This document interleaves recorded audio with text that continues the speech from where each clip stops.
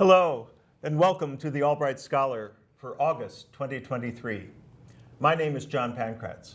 I teach history at Albright, and each month it's my privilege to welcome BCTV viewers and residents of Greater Reading to take a glimpse inside our learning community up on North 13th Street, to look at the work being done by teachers and students, and to think a bit about its impact on all of us. Well, it's still summer, although in just a few weeks we will be hard at it again. But once again, this show deals with Summer Acre Research, the Albright Creative Research Experience program, and another Acre team of a student and a teacher who've been working on fascinating projects. Earlier in June and July, we talked about projects in the arts, we talked about projects in the sciences, and today I think we're doing a little bit of a combination between science and design and creativity and maybe some economics and social responsibility thrown in as well. My guests are Elizabeth Quinn, professor in our fashion department, and a rising senior Caroline Parker, a fashion design and merchandising major. Welcome to you both. Thank you. Thank you. Thanks for So having us. we're at the end of your summer project, and we've got some wonderful things to share here. Has it been a good summer? Yeah, I would say it's been very exciting to learn all of these new techniques and work with other people. We've been partnering with University of Delaware. We've been having a great time figuring all of this out together. Great, great. Now, as you thought about how you were going to spend your summer, you could have gone off to a soccer camp or something like that. What drew you to the Acre program? It was a great opportunity to dive into something I've always been passionate about, which is like working with waste and secondhand materials. But yeah, I could have went to a soccer camp or something, but I really wanted to get into this and work with Professor Quinn. Yeah. Because I recently just had a class with her, and I love her. And that's often the way it works with an Acre, that you take a class, topics come up, they really grab your attention, and then you say, oh, could we explore this a little bit more? And Beth, you were game to go with that? Oh, absolutely. This is not something we get to cover in most of our classwork. Right, so it's a great way to extend the concepts and ideas and challenges we're talking about in the classroom, but do it in a practical way and really get to explore much more in depth than we would have been able to in the classroom. Right. I noticed that a lot of our sort of new faculty in the sciences and other fields have done Acres this year. I've always found it a really attractive thing from a teacher point of view, because you dive deeply. You could have had a summer vacation, right? I think our TV audience imagines that we academics have three months off every summer. Yes, yes. I mean, I think that's the misconception, right? Yeah, As it academics, we have summers off, but we're often doing scholarly work, or in my case, creative work, or research and development of some kind. And why not mix it in and get a student involved, and and have a comrade in doing this research and this exploratory work as well. So, Perfect. yeah. So you're just finishing your first year as a professor here. Yes. Tell us a little bit about your own training and background and professional work. Sure. I have an undergraduate degree in marketing, and then I went back for a design degree. My master's is in design from Drexel. I spent about 15 years in the industry working as a designer and a design director for brands in the Philadelphia area, because that's where I'm from.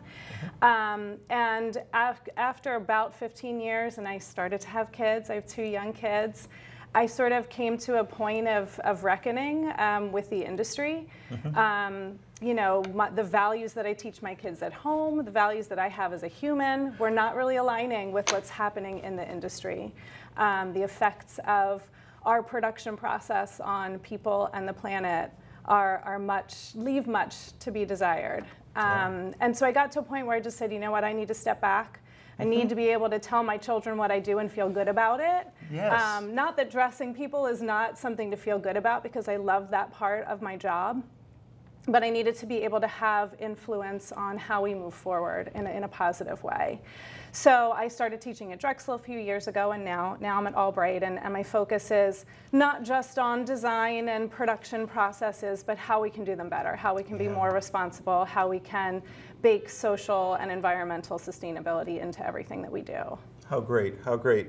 The French have a phrase, prise de conscience, and the taking of a consciousness. Yes. And I think that's what you're describing there. You say, clothing is really important. Absolutely. People have used it for thousands of years.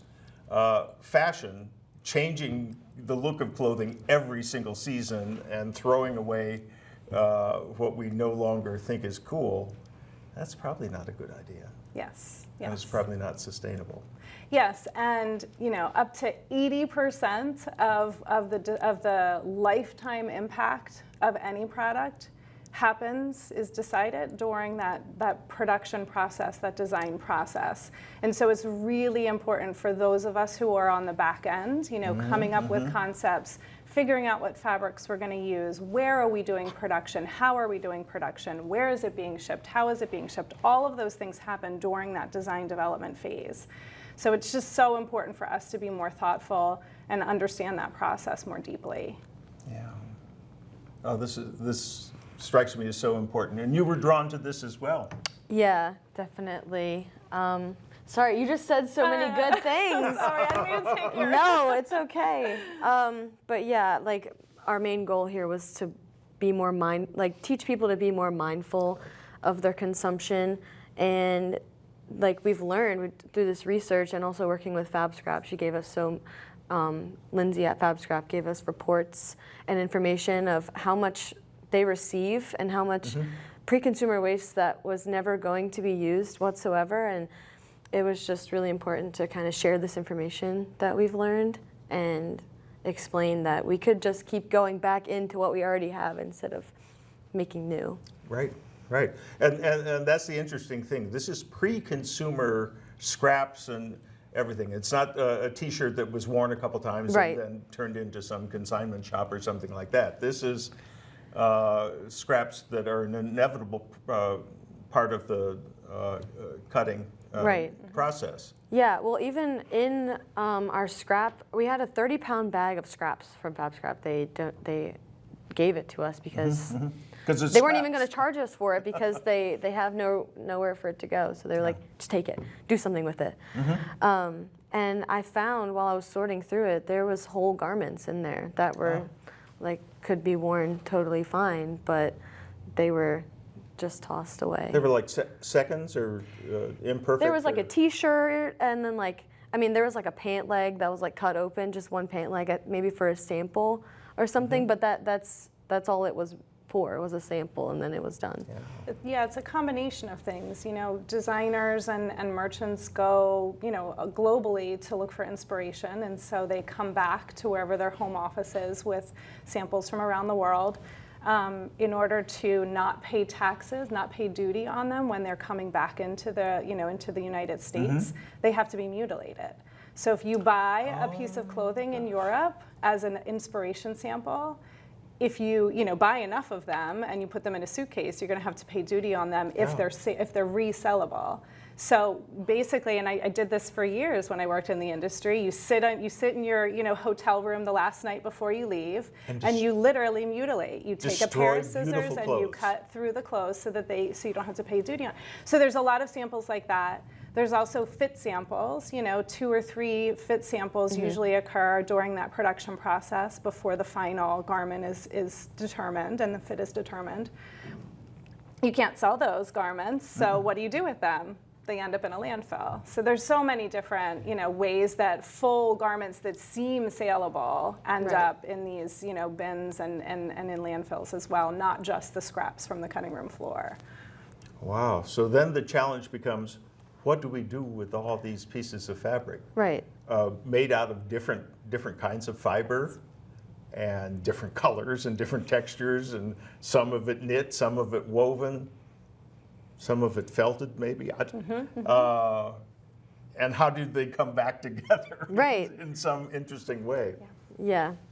I mean, you we wanna have talk through some of your process? Yeah, we have all of these different techniques that we were playing with. Our main focus, at least, was to play with the shredder, the fabric shredder, because it was a great resource. And that's what they do at FabScrap also. Fibers that don't have any spandex in them, they can be put through the shredder and then turned into shoddy, which can be used as housing insulation, which is great because you can use up a lot of it and then it goes to something good. Keep us warm the other way. Right, but then, like I said before, the spandex has nowhere to go because of the content. It will melt in the fabric shredder, so there's really nowhere for it to go. But yeah, we were playing with this and the felting machine, and this was cotton and woven. Is that the content? Yeah. This was felted on like normally. This is like the shoddy type shreds that they would do. But this was like spandex content. And I had to hand cut them to kind of like imitate that. I had to cut them by hand because it can't go through the shredder. But yeah, we felted these on. And we also did, with these samples, we did wash tests to kind of test the durability and also... So there's no separate backing to this? This is... No, just the white is the backing fabric, and then the scraps are just put on top, Okay. like confetti. So Yeah. if you're not familiar with a dry felting process, it's basically a large bed of needles, and I don't remember how many needles are on this I think it's like particular bed, 300. but yeah, it's anywhere from 100 to 3,000, depending on how large the machine is, and you have to have some sort of base. So that's what Caroline was saying, that this white fabric is the base. Yeah. But then you lay the scraps all out on top of it and you feed it through this machine, and as the needles go down, what it's basically doing is creating, divots into those top fabrics, so it really gets enmeshed into that base fabric as well. So, again, if we kept passing these through a few more times, they'd be even more embedded, and that's what Caroline was saying. We're doing some wash testing as well to see, is this practical, is it durable, is it usable? Yeah. And if it's not, what do we have to go back and do to make it usable? Right. Well, you probably wouldn't create a blouse out of something this Right. heavy, but I could imagine it being a jacket. Yeah. And Sure. something that you wouldn't be washing constantly. Yeah, Exactly. we were bouncing. I work with a grad student at UD, and we were bouncing ideas back and forth of what this end use could be, because it can be something for sure. I would say a jacket or something like that. But also, my findings from the wash test so far have been that the hand wash and hand dry are definitely, or air dry is the best way to go. But that's okay because now, like, we have a care label. Exactly. So if we want to produce this textile, the consumers know how to take care of it. Right. Yeah. No, I don't think put it through the washer and No. dryer. Otherwise, the lint filter would end up looking like the Exactly. fabric. But we should be doing less of that anyway as well. We should be washing our clothes less and drying our clothes less Right. anyway. I agree. Now you've got lots of different techniques. Yeah, why don't here. you talk Yes. about This one is, I love crochet, and I usually Yes. just crochet with regular yarn. You know, I meant to bring along the magazine because I have that very nice picture of you Oh, in, yes. in the white crochet Yeah. outfit that you created. This was made from ribbon that I cut from like the significant swatches of fabric that I got in the 30-pound bag. It's just a large rectangle. I cut into a rectangle, and then I cut about a 1/2-inch spiral okay. around all the way to the center. Just and by hand? Okay. And I roll it up into a ball, like a yarn ball, and I just had all of these different neutral colors, and so I kind of just crocheted a giant granny square, and I think that this could be like repurposed as a floor mat or something of that nature, because it's very squishy. It's very, it retains this sort of sponginess of Yeah. spandex. Yeah, and crochet is like And a it very feels kinda- durable it feels kinda technique. strong too. Yeah. Yeah. So that's definitely something. It doesn't always have to be clothes. It can be something like a floor mat.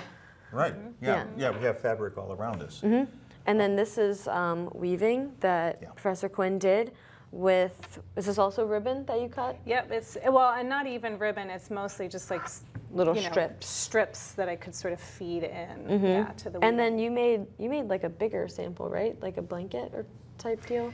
Yeah, this was part of This is a the sample. 2-yard by 32 inches. This was just one of the wash test samples. Mm-hmm. And we had talked about this before. I mean, this is really reminiscent of rug rag. Sure. Oh yeah, You yeah, know, you brought that up. Or rag rug, excuse me, rag rugs that we have known and loved for a long time. My grandmother used to make rag rugs all the time, and I think that that's a really important part of this conversation as well. You know, there's technology being developed to bring textile scraps back down to the fiber level and then rewoven and re-knit into new yardage of fabric so that it looks almost identical to what it was before, you know, it got to the state of waste.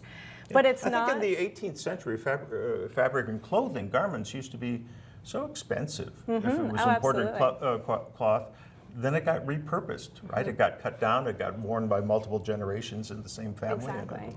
And got turned into a different kind of garment. And so it wasn't simply tossed away. Exactly, exactly. And I think that it's really important for us to be looking at some of those traditional techniques. You know, technology is great, and like I was saying, you know, as technology is being developed to bring us back down to the fiber level, that's all great. However, it's not accessible, it's not scalable, and it's not affordable right now in the industry at all. Right. So while everyone in the industry is sort of holding their breath for this technology to come down the pike, we're missing out on a lot of opportunities to kind of go back to our heritage, go back to traditional ways, you know, that we've had, again, for centuries, you know, of repurposing. And it doesn't have to just be downgrade. You know, Caroline mentioned it can be turned into shoddy, and then it can be insulation or, you know, heating and cooling packs and things like that, or upholstery filling.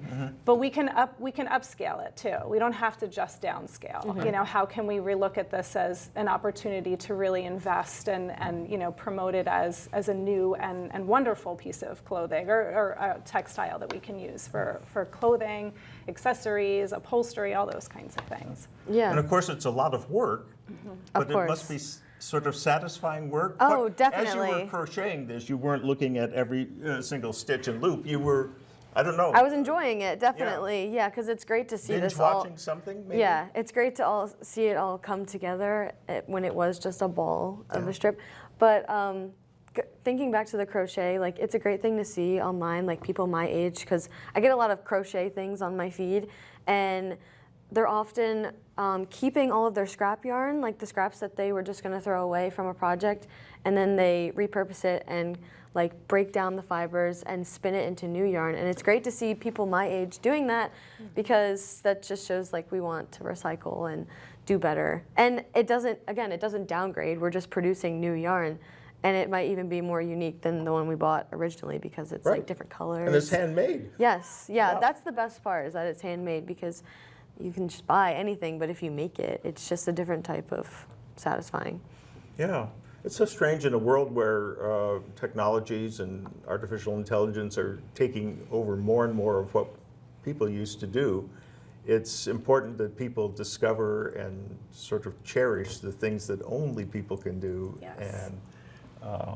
and take some pride Yeah, in that. because everyone wants it the cheapest and the fastest, Yeah. when this is the slowest and the most expensive, but it's labor intensive, there's love put into this, there's care, like this is what the people need to see. That's our goal, is to share this information and how much time goes into pieces like this, Yeah. and how much we're recycling and reusing. Right.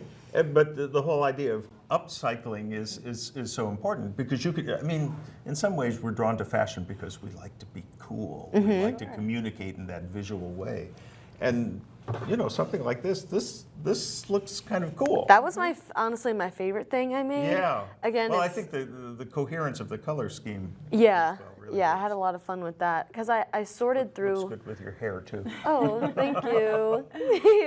I had like a 3-pound box of it was just a cardboard box of swatch that were literally this big. Like swatches used for fashion and stuff like that, so you could test it out. But I sorted it by color, which took a while, and then I had to cut them by hand, which took a while. But then we saw this technique online with water dissolvable facing, like stabilizer. Okay, yeah.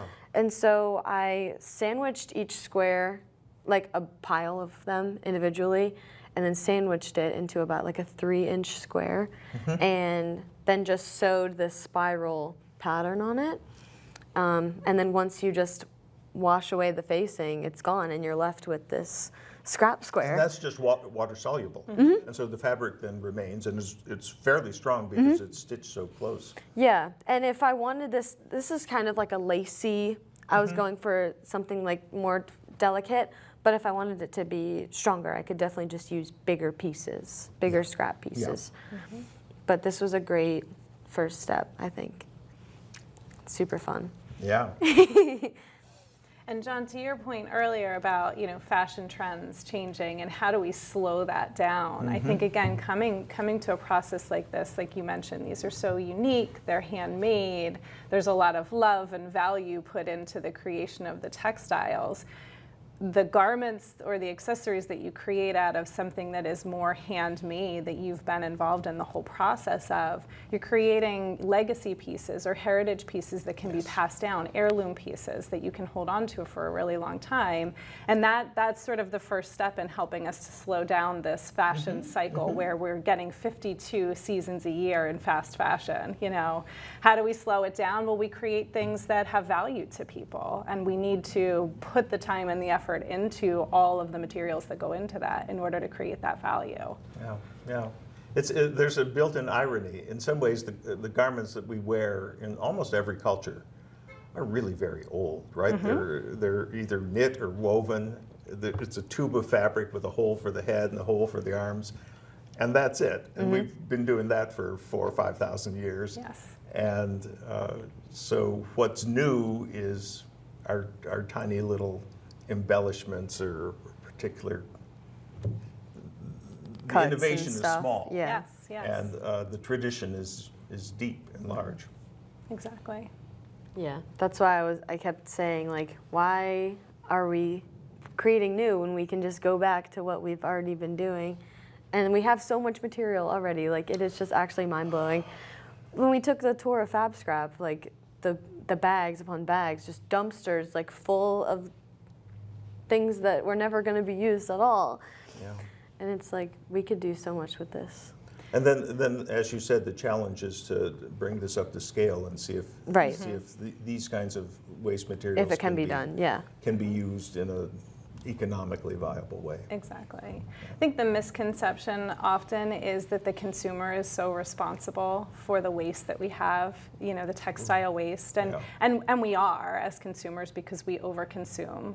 That's a byproduct of the industry that we've created the problem that exists. But I think it's a misconception that the consumer is generating all of the waste. There's 4 times more waste generated by the industry itself in this pre-consumer waste stream. So for every pound of waste that I, as a consumer, throw into the landfill, my T-shirts, my jeans, all of those things, if I'm doing that, which I'm not. But for every pound that I waste, 4 pounds are being wasted by the industry. So I mean, I think again, I hold the industry so responsible, and I think for those of us who are in the industry and those who are entering the industry, it's so important to have that connection, that understanding, because that's where the problem stems from. Sure, and that's where the opportunity is. It's systemic as well. I mean, the production of cheap fabric, exactly. I mean, that's been the process of the last 250 years, and it keeps getting cheaper. Yes. And so it makes sense to, let's exploit that common or that affordable resource and go with that, despite the waste that it. And there's always going to be new fashion, which is okay. Like, of course, we need new clothes sometimes. Like, it's inevitable. And like those samples that get thrown away, like, they're necessary. So it's just unfortunate that they have to get thrown away or put away. But it is still important to like have that production process. You can't just have like one sample and then. But that's the new where the new technology comes in, is how can we lessen the waste load while creating new things as well. I feel like I get a little Debbie Downer in these kinds of conversations because I feel it's so important to talk about what the issues are. But I also think that this is the most exciting time to be a part of this particular industry because there's so much information out there, and there's so many people highlighting the challenges. Yep. So it really gives designers, merchants, everyone during, through the whole supply chain, it gives all of us an opportunity to really relook, dive deep, and say, okay, how can we make change? And I think that makes it so exciting to be a part of I right think this now. really is an inflection point, yes. Absolutely. Yes. Now, Caroline, you're going to have a great senior year ahead of you. You're going to win the MAC in soccer. Oh, of course. And then what? Then what? Oh, I have my senior thesis project that we will also be working together on, and Super. other professors that will be involved. But we're definitely just going to dive deeper into this whole area and kind of focus in and add new elements that are also like sustainable ways to create textiles, like digital printing. I learned that a lot with Professor Orenk, which is a sustainable way to kind of decorate fabric. But yeah, we're really excited to continue this process. Good. Well, I'm excited to see what develops. And I bet you're excited too at home. We're really grateful for your participation in this series of programs. And we'll look forward to seeing you again once the school year has begun for another edition of the Albright Scholar. So long.